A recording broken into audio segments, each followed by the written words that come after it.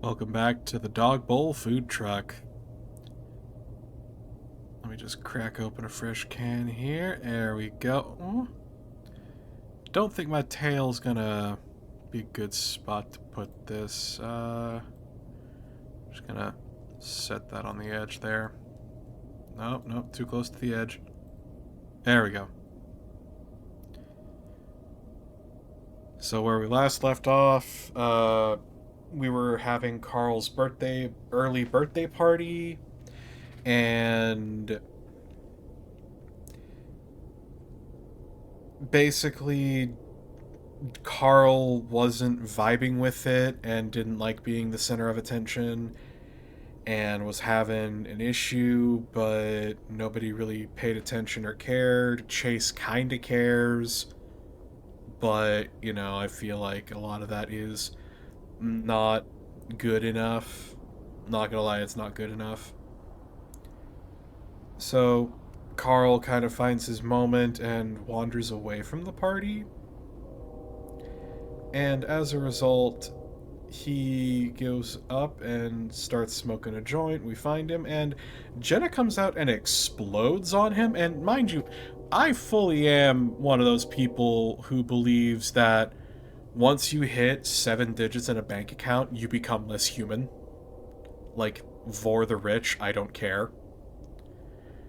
But, like, there's ways to go about it. What Jenna did was not one of them.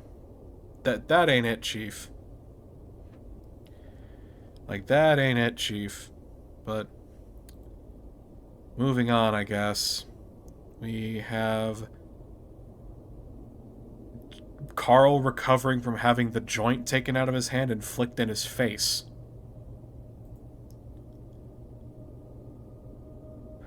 Carl doesn't say anything, instead rubbing at his nose, leaning back in his seat. The insides of his ears are still flushed a deep red. What the fuck was that? I don't know. Something must have happened. That wasn't Jenna. I'll ask Leo about it later. I didn't do anything, did I? I shrug. No words coming to mind. We sit in silence a while, listening to the train horns. Looking down to see the joint still smoking up from the planks of the floor. Slowly, I lean over and pick it up before holding it out to Carl. He takes it and looks at it for a second. Raising his paw as he pauses, then takes a drag before flicking it off to the side of the balcony. He lets his head sag, his big horns dipping towards the floor as he closes his eyes. I slowly put my arm around his shoulders. He leans into me and doesn't pull away.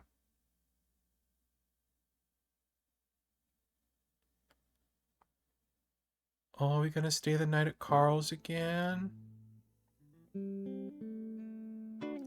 So, it's over with Leo, huh?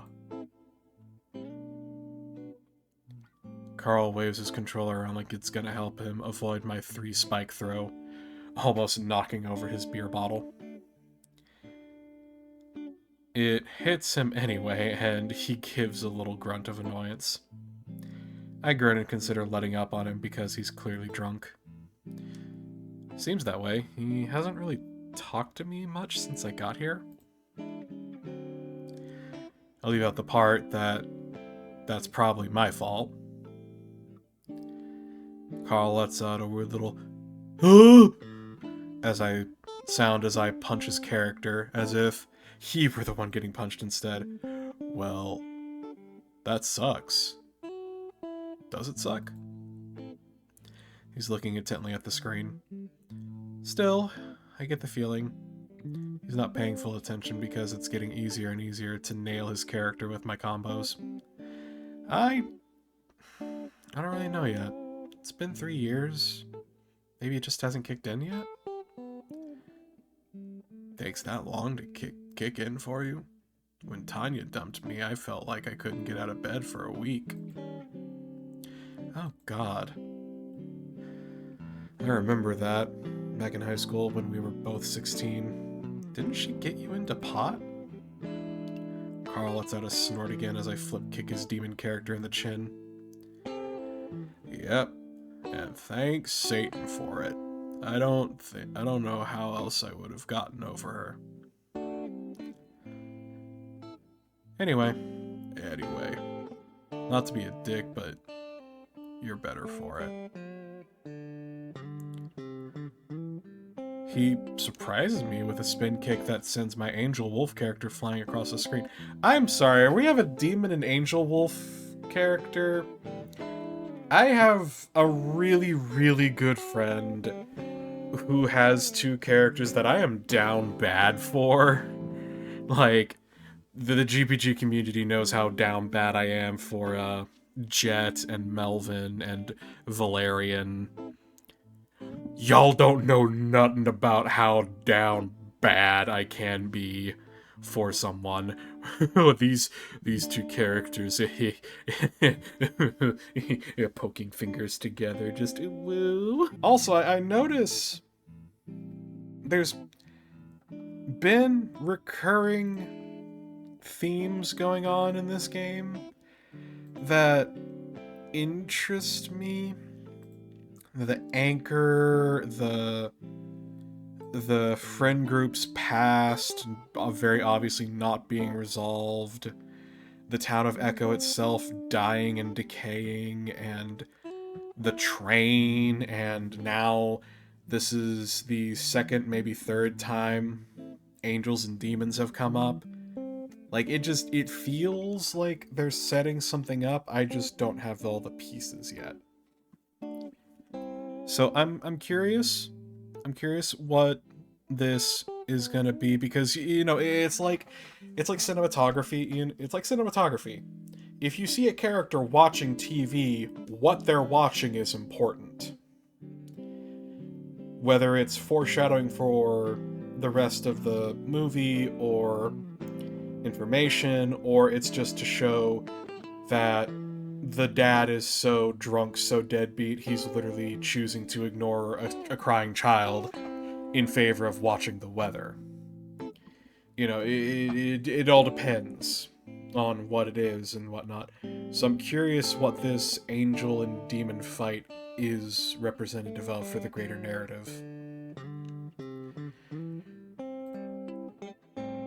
I focus back on the game and throw a barrage of punches into his demon character's face, sending blood splashing onto the screen. Oh? Well, it's just hard to talk to you and Leo when you guys are being all lovey and shit. His words are mushy, starting to bleed into one another. So my normal speaking voice, where I don't quite enunciate the words. His character throws a flaming spear at my angel, which I easily deflect with my shimmering shield. I extend my wings and swoop in to throw my lightning bolts. Well, no one really tried to talk to us when we were together. It was like we were making you guys uncomfortable. I watch his demon fly in the air, surrounded by a glowing white circle. Looking over, I see Carl frowning. No, I don't think so. His demon spreads its own much spikier wings and hovers up from the circle. He reaches up into the sky. A red lightning bolt slams down onto my character. You guys were kind of just self-absorbed. You didn't call me once after you guys started dating. And here I was, thinking Carl never liked conflict. That sentence carried a lot of weight and a lot of years behind it.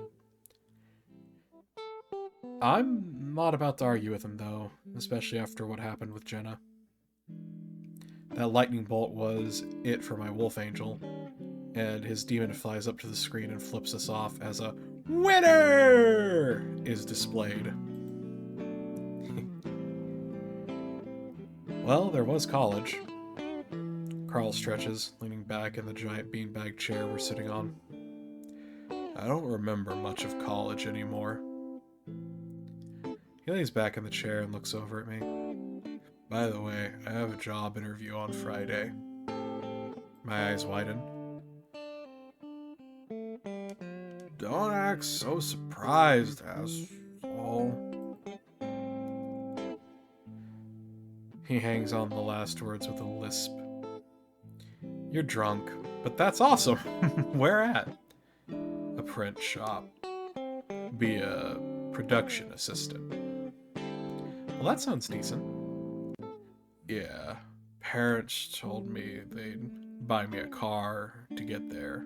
It's in Peyton, of course. But anyway, Flynn told me he'd give me a ride into the interview, but since you're here... He gives me a lazy sidelong glance. While I usually wouldn't have an issue with it, the thought of how hard I'd been procrastinating my school project is starting to make my stomach churn. But hey, how often will I get to hang out with Carl when the break is over? I'd love to take you. You know, we were gonna go out and do stuff tomorrow. Why don't we change your look? Get you new clothes or something for your interview. He keeps smiling. Sounds great. So, what's it like kissing a dude? He'll let us a surprised laugh. What? You know, is it like more... He wiggles his paws uselessly in the air. I don't know? You kissed a girl, right? Samantha, right? I think so. But that was like 7th grade. So was it different? I laugh at him again. I'm pretty sure it's just like kissing a girl, man. You sure? I feel like kissing different species would be even more different. Maybe I've always sort of wanted to know what it's like. He says it slowly, deliberately, trying not to trip over his words. Yeah? I say it even slower because I think I know what Carl's getting at. I can see how guys can be sexy. Carl, are you coming on to me? Or coming out to me? He rolls over onto his stomach, facing me fully now. That's a good question. Maybe we can answer it. I'm a little buzzed, but not drunk. Are you asking if you can kiss me? He gazes at me lazily through his lidded eyes, looking about, ready to fall asleep. Only if you want. I've been asked to be the experiment of a few guys in the past, in college, and I'd always said no, but Carl... Ah! Ah! How dare! How dare! Okay. So, both of these options are a really good thing to say. Hey, wait, how's my Beppis can... Oh no! My Beppis. Oh. Well, anyway. So, while these both are valid options, it's like... I don't know how I feel about this. I kind of want to let him, because it's something that he is choosing for himself. He is saying, hey, this is something I want to do this. And since Carl isn't a guy that has a lot of wants, I feel like that's good, that we should let him have it. At the same time, he is drunk. And even something as simple as kissing requires proper consent. So I have a save there. We'll find out. But I'm going to let him. Because I'm going to let him.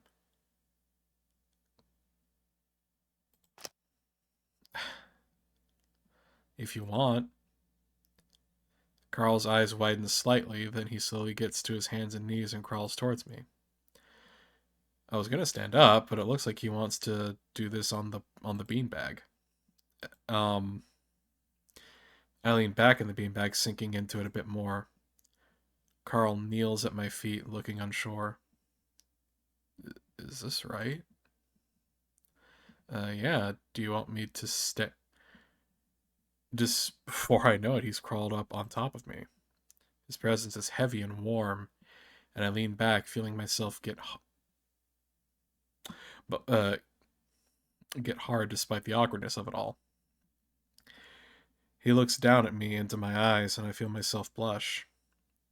Sorry, is this okay? Yeah, it's fine. He leans down, pauses, then leans in all the way, and I feel his soft, wide muzzle against mine. At the time, I feel one of his paws slide behind my head. It's different than kissing Leo or Samantha way back in middle school. Carl's muzzle is big, more blunt, his lips softer and more malleable. Covers the entire front of my muzzle. His beard tickles my neck and cheek. I expect him to pull back quickly, but he doesn't, keeping his paw behind my head and pressing deeper into the kiss. His other paw holds onto my upper arm. I open my eyes and see that his are closed. He hunches over me, closer, and I feel myself start to respond, reaching up to wrap my arms around his broad back. He huffs in response, and then I feel his lips part. His tongue flicks against my lips. I start to open them, but that's when I feel the beanbag shift and Carl slides to the side. Somehow he manages to slip and fall on the wobbly beanbag, his mouth sliding sloppily off mine as he slumps down on top of me. Oh, this is so sweet. Oh, okay, I'm glad I let him kiss. He's so lonely. Oh my god, I see his little Cthulhu, his little, like, Cthulhu thing. I love this. Hold on. Yeah, there's the button. Oh my god, everything about this. Oh, this makes me happy. Oh, man. Oh, this is so sweet. I let out a grunt as his weight comes to rest on my chest. He chuckles, and I can feel the spasms all the way down my body. Oops. I laugh too, then wait a while, but he doesn't move. Carl? You can get off now. He doesn't say anything. I'm about to say something else when I hear a deep snore right next to my ear. Carl? His response is another guttural snore. I shift under him, for the first time realizing how actually fucking heavy he is. It's not exactly a bad feeling. His presence is enveloping and warm, and the beanbag under me is offering enough cushion so I'm not getting crushed. The snoring isn't bad either. That's almost comforting as his breath tickles the hairs inside of my ear. His big belly squishes up against my torso like a warm sandbag. My eyes are heavy, and slowly I wrap my arms around his back. I haven't had someone to sleep with in years, and now I realize how much I miss the feeling.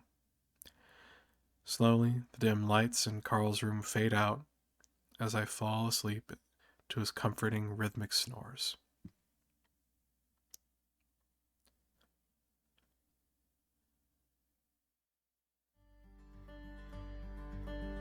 What is... Huh? What? There's only one thing worse than a rapist. A child. No. What is... What is this? Who scrungled TJ? Tiny little baby man, little baby man, little baby man. Oh my gosh. I'm not gonna do kid voices. I'm not gonna. Stop! I heave a breath as I chase TJ down the dusty street, trying not to pop the water balloon, and I'm holding with my claws.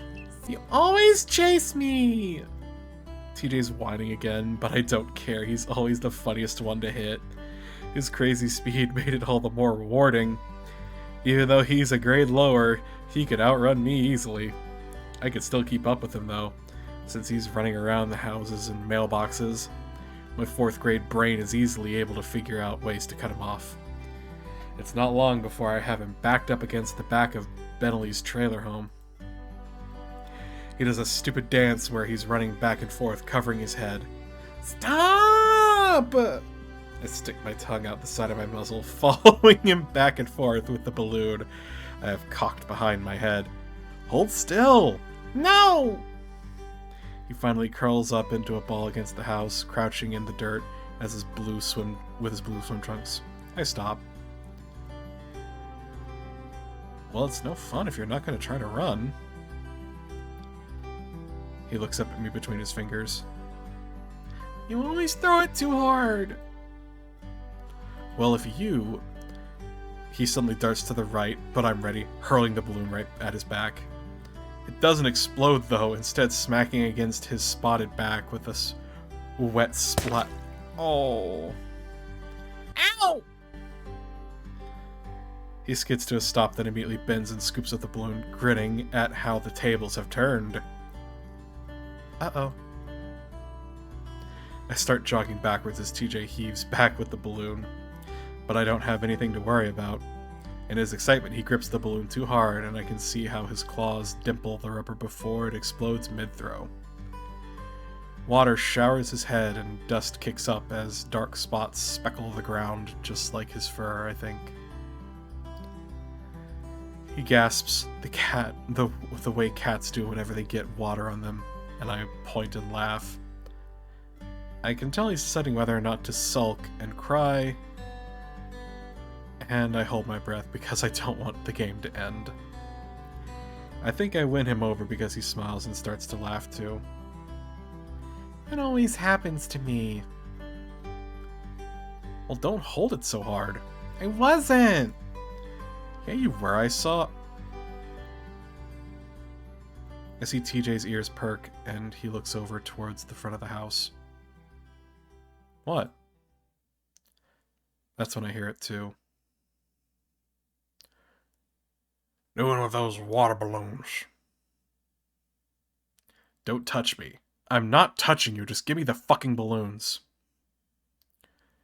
Clint and Jeremy. Carl must have followed us, and they saw him out the window. My guts drop to my feet, and I feel like I'm gonna pee myself. TJ covers his mouth, and I can see tears starting to brim in his eyes. I think fast. Go run and get Leo. He can help. Before I know it, TJ's tearing across the backyard of the houses up the block where Leo's filling water balloons. At least that's where I hope he's going. Slowly, I pad around the house, peeking around the corner to the front yard. Oh my god!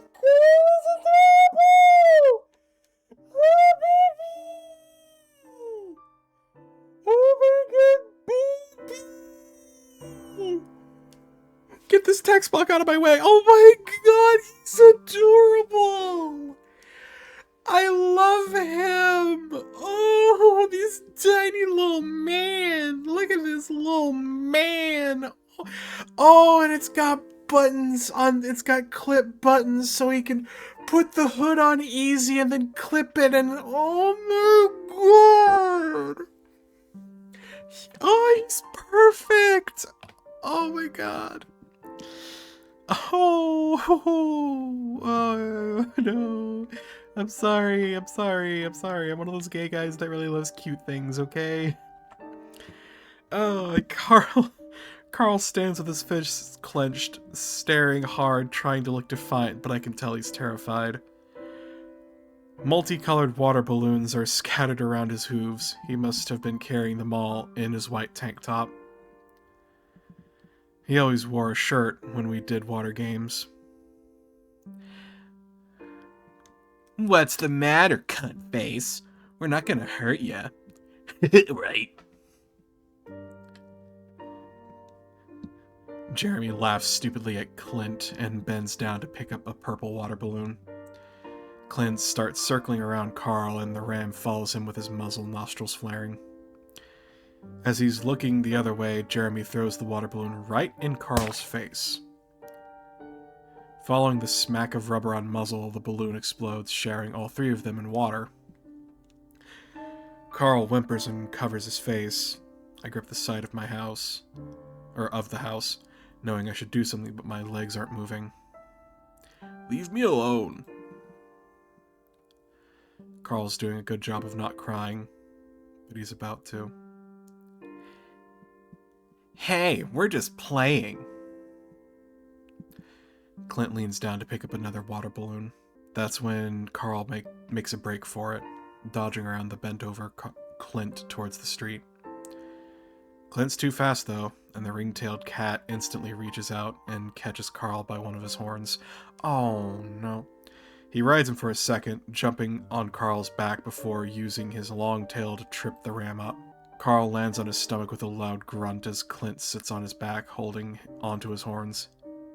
Cunt! He stepped on my tail! Clint grabs both of Carl's horns and leans back so far I think I could hear the spine cracking. Carl screams in pain and reaches for his horns. With his face pointed at the sky, I can see the tears rolling down his face now. The one eye I can see open wide, and I think he sees me, but still my legs won't move. Hey! Leo jogs up the street looking right at Clint. The ringtail sneers but drops Carl back to the ground and stands up as Leo gets closer. So, in case it hasn't been made clear enough by this point, I don't say slurs. I'll say a lot of shit, but I won't say the F slur. I won't say the Hispanic slur for white people. I'm not going to say this slur either. I'm not even going to replace it with something else. The fuck do you want? Clint's weary, his casual demeanor more tense now that Leo's here. I sigh with relief. Carl sits up quickly, rubs his face before standing and running back up the street, his hooves clopping loudly all the way.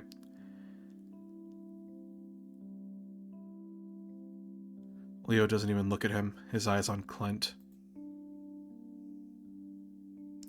I said, what do you want?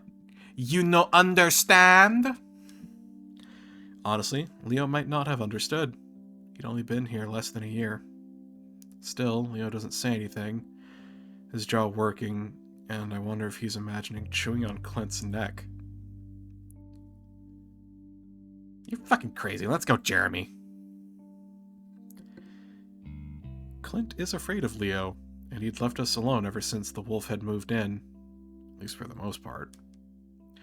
Even though they're both 13, Leo is a head taller and almost twice as wide. Leave them alone. Clint stops. What? Leave them alone. Forever. Clint looks hesitant, obviously not wanting to stay, but unable to leave now that Leo had thrown out a challenge, and not in front of Jeremy. Or what? Or, he thinks for a second, is not good for you. Painful. I hadn't been paying attention to Jeremy, but I see a sudden movement from behind Leo, followed by another smack and a splash. Leo arches his back, hissing at the pain from how hard Jeremy had thrown it. The wolf whirls around, one paw rubbing at his back as he snarls at Jeremy, who points and laughs. What back?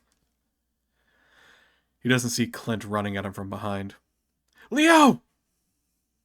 I yelp out his name, and he does turn around only to catch a sucker punch right in the stomach. I can hear the thud along with the air going out of him. All the way from here, Leo stumbles back and stops with his paw on his knees, gasping. I wince and cover my eyes only to pull them back down immediately and see Jeremy leaping on Leo from behind and biting his ear. Leo screams in pain but immediately twists and slams his knee into Jeremy's. Ooh! Jeremy lets go and lets out his own scream, which Leo puts an end to with a grab to the fox and swings him around by the shirt. Jeremy's forward momentum is brought to a halt as he slams head first into the oak tree. He goes down. Clint's scared, his eyes wide as he looks from Leo to Jeremy to the front door. Leo doesn't give him a chance, though, running forward and hitting him with a tackle and slams them both to the ground. I think I hear Clint start to beg, but Leo's fist starts raining down on his face. Now all I can hear are crunchy, fleshy thuds as punch after punch hits Clint's face. And I can hear Leo too. ¿Quieres pelear? No me jodas! Okay, I had to double check because I only understood a little bit of that. But from what I understand, he's saying, oh, you want to fight? Don't fuck with me. The sound Clint's make go from snarling to screaming to gurgling, and I cover my ears because it sounds terrible. Again, I feel like I should stop this. Leo looks like he's in a trance with how focused he is on hurting Clint. But again, I'm too terrified. I run in the direction Carl went. I need to tell him I'm sorry, that I should have helped him somehow, but that I was so scared. Even though this road doesn't lead to his house, I get there.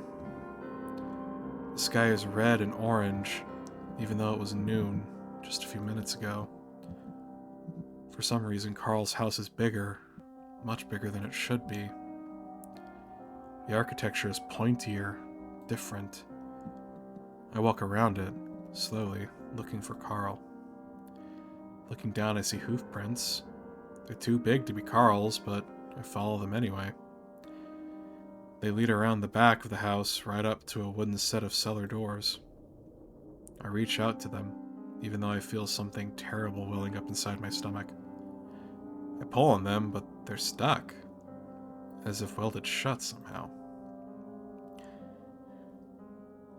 A window well next to the doors draws my attention, and I get down on my knees and on my stomach as I look through the window.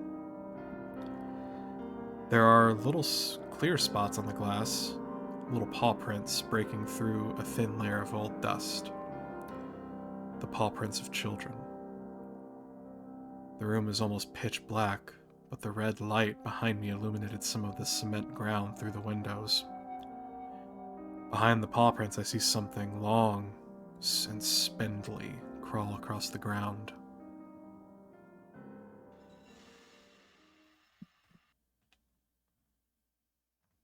Well, ain't that a hell of a nightmare to have? Not gonna lie, this is starting to I admittedly I have just recently listened to like a full thematic breakdown, and I'm only like halfway through it because it's a 3-hour video of it. So I'm only like partway through that, and I'm starting to catch some vibes here. But yeah, so this is interesting. I'm having a lot of fun. This is really starting to get good and suck me in, and I'm like, this is just route one. This is just route one. This is just Carl's route. Ah, man. Well, anyway, I should really end it off the way I usually do. So I want to say thank you, Astro Bear, for being absolutely an adorable little heckin' cutie. I see you. I see you, you little bear. Everybody who sees this video, go at Astro Bear and send him the gif of the really fat bear eating an apple. You guys have a I'll see you in the next one. Good night.